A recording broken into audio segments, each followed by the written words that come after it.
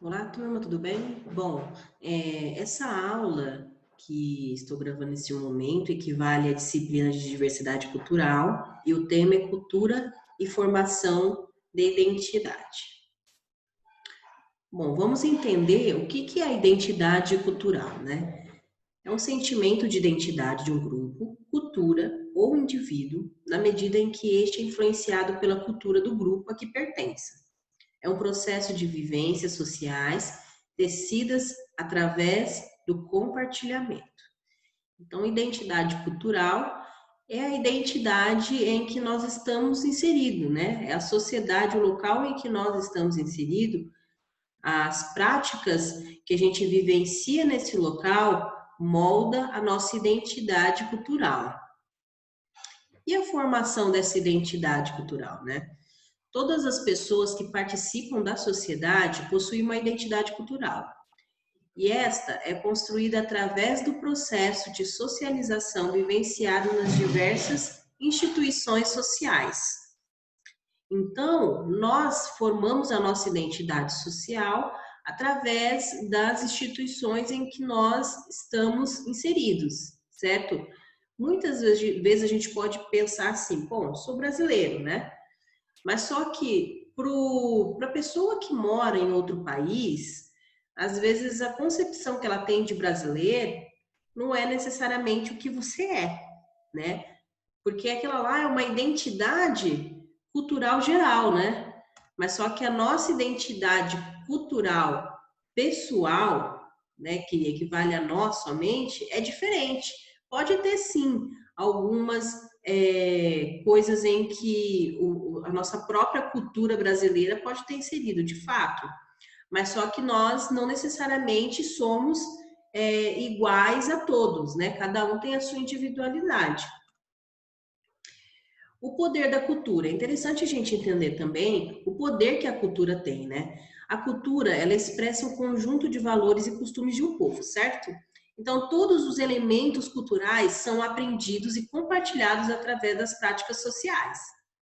Então, tudo em que nós formamos a nossa identidade é de acordo com as práticas sociais, com que a gente vai adquirindo em nosso meio. A gente pode fazer filtragem, pode e deve, né?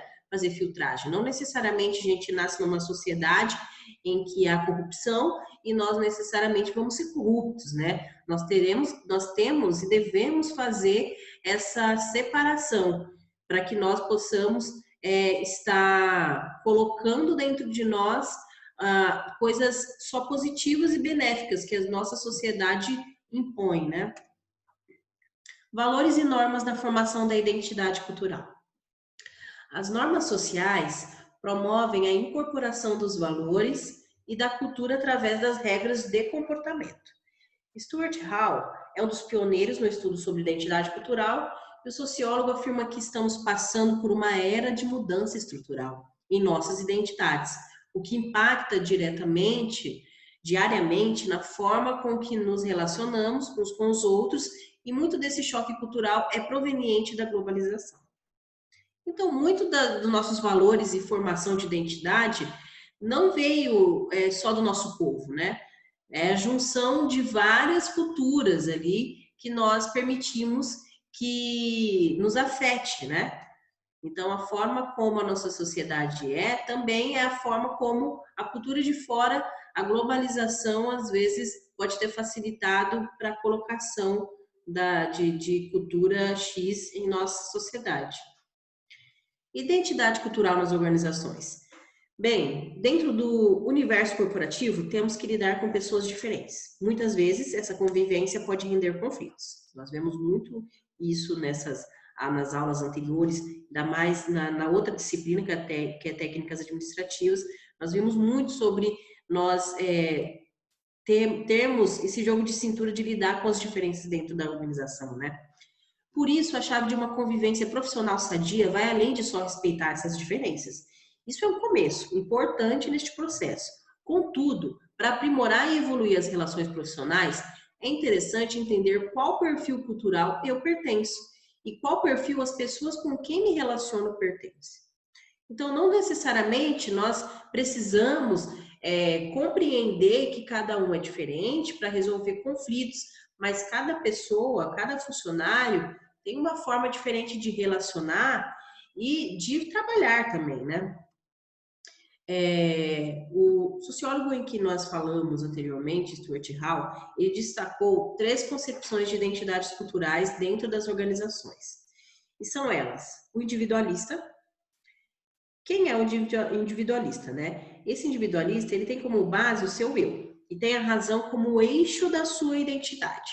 Ele busca soluções de dentro para fora e tende a ser autossuficiente, introspectivo e pouco intuitivo, pois a lógica que rege suas decisões. Então, esse é o funcionário individualista, né? O interativo. Este indivíduo interage com o outro e tem como eixo o seu eu. Ele é o eu em sociedade.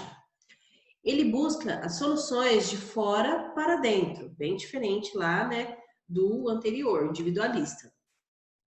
Ainda que saiba ouvir, o eu interior, ele prefere obter nas relações sociais as respostas para os seus problemas, além de se permitir ser modificado por essas relações. E tem o pós-moderno, que é a identidade contemporânea, já que está em constante transformação. Não tem uma identidade única, mas várias identidades simultaneamente. Pode ser contraditório, revolucionário, esse indivíduo não possui uma identidade fixa e permanente, por isso sua identidade se transforma, podendo mudar de opinião baseando-se apenas no momento, na intuição ou cenário atual, pois ele acredita que nada é definitivo. Então nós temos aí, de acordo com Stuart Hall, né, essas 3 identidades culturais de funcionários dentro da organização, né? O individualista, o interativo e o pós-moderno. Nós vemos aqui que tem os pontos positivos e negativos de cada um, né? Como, por exemplo, aqui o individualista, né? Qual o ponto positivo dele? Ele é baseado na lógica, que rege decisões, né? Isso é algo muito positivo dentro da organização. E qual que é o ponto negativo, né? O ponto negativo é que ele é autossuficiente, introspectivo, então são pontos aí que não é tão bacana. Mas não necessariamente que, por causa desses pontos negativos, a gente vai deixar de lado um funcionário que tem esse perfil individualista. Então, cada um aqui tem o seu perfil diferenciado, certo? Bom, aqui nas empresas, os 3 tipos de identidade cultural podem e devem conviver juntos, integrados. Afinal, a diversidade cultural é uma realidade necessária nas organizações, no qual a bagagem cultural de um se mistura com a bagagem cultural dos outros e torna a convivência um aprendizado contínuo. Bom, a atividade acerca dessa aula é a seguinte: levando em consideração os 3 tipos de identidades culturais dentro das organizações, que é o individualista, o interativo e o pós-moderno, exemplifique um tipo de situação em que o indivíduo que possui cada identidade cultural, ou seja, um indivíduo que possui a identidade cultural individualista, outro que possui interativo e outro pós-moderno, e você vai exemplificar uma situação em que esse indivíduo usou de sua particularidade de forma a beneficiar a organização.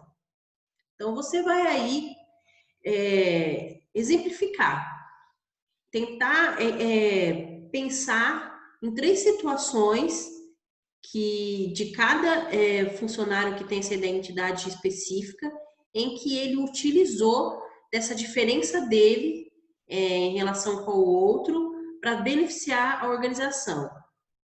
Vamos supor aqui, né? Como a gente falou lá do individualista. Então, em que situação que o funcionário ele usou de forma benéfica para utilizar ali na organização?